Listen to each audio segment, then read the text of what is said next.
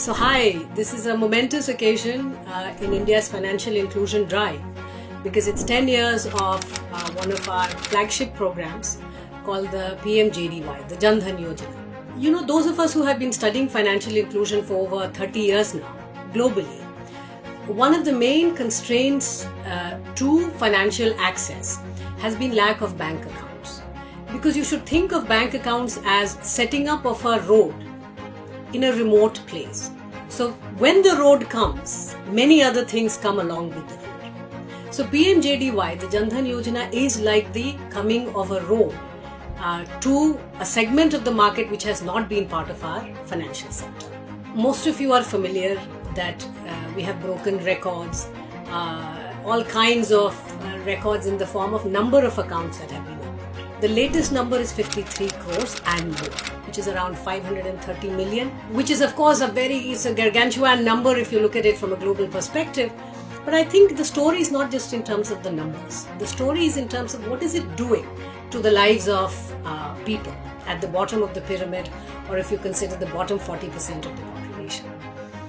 First of all, overwhelmingly women. Women are the anchors of not just the household but of society as a whole.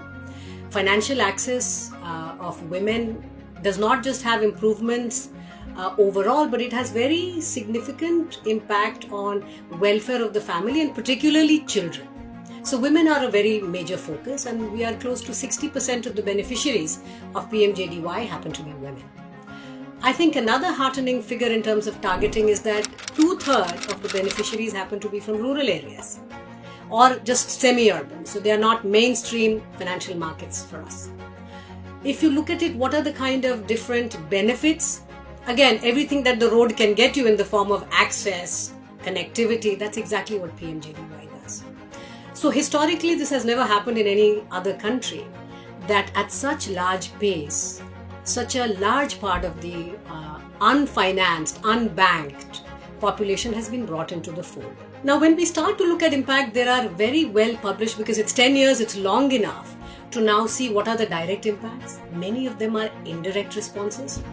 For instance, the fact that there is an overdraft facility, the fact that the RuPay debit card is linked to that, so you can use it for payment. And you're seeing massive payments even happen within this segment of the market. But the fact that it is enabling SHGs, the self-help groups of women come together and save small amounts of money, which earlier you would put it in the pillow or in a piggy bank or something.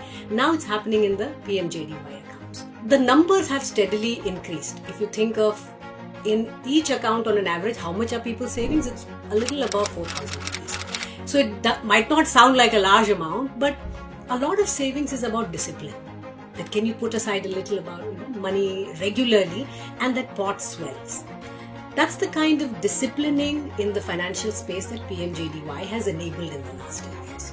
So overall, now the savings that PMJDY has is around in excess of 2 lakh crores, which is a large amount of money, and it's a great enabler for savings.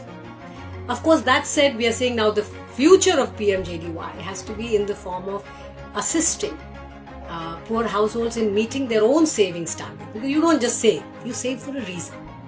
So can we think of savings where the product designs are linked to education of children, bad health? So you have a major shock and you need the money. So other than Ayushman Bharat, which provides you insurance, there are added monetary needs. So can PMJDY help in that?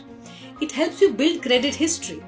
It helps you see, have you been disciplined enough to now be eligible for a loan? So now over time you see the entire financial world or bouquet of instruments are opening up to this segment of the market, which until now was outside.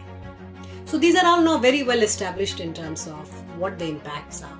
But I'll tell you, to me, what is very significant and I'd like to focus on is it has transformed the way we do welfare in this country. It has enabled DBT, the direct benefit transfer, which almost all multilateral institutions have termed as a logistical marvel.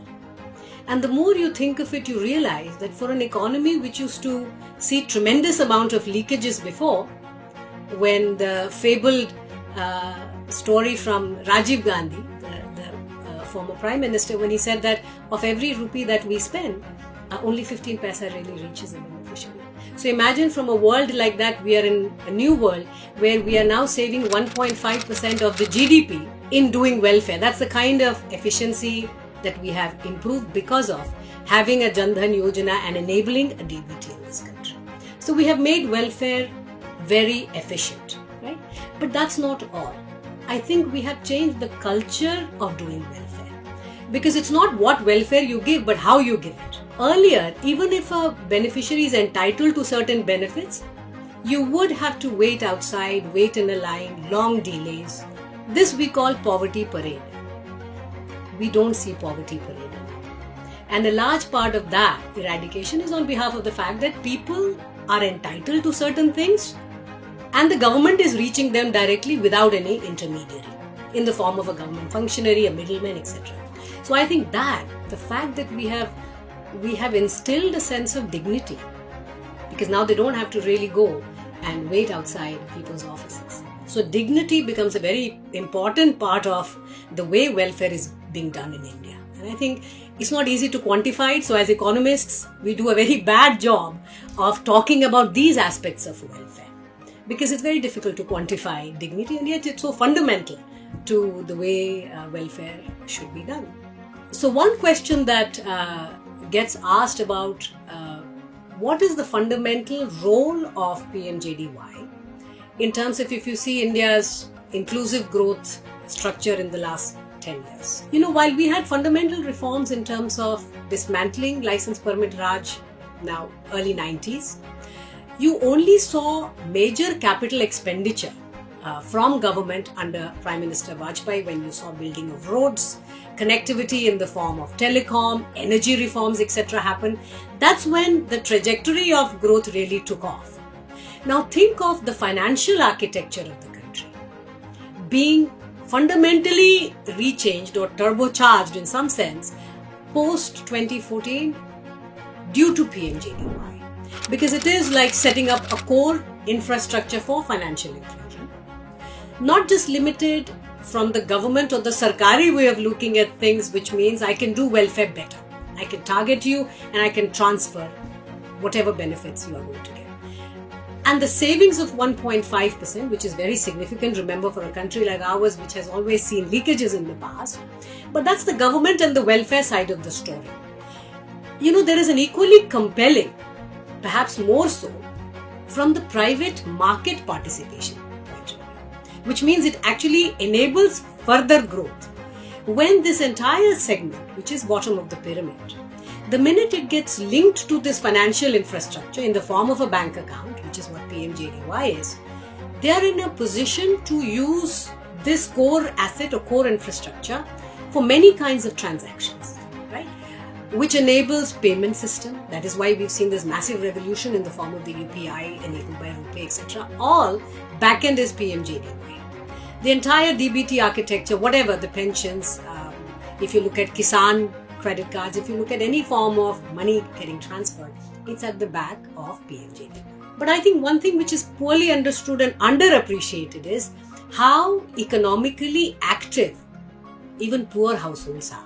So there are many different kinds of financial transactions and sometimes very sophisticated. These are poorly understood and not well documented. But now the data which is coming out is very compelling that the poor also lead extremely sophisticated financial lives. Almost all of it today being enabled by PMJDY. So I think there is a reason why we feel very proud of this. And we need to understand the various phenomena that are at play here in terms of transforming the lives of the bottom 40% of India's population, driven fundamentally through this instrument, which is PMJDY.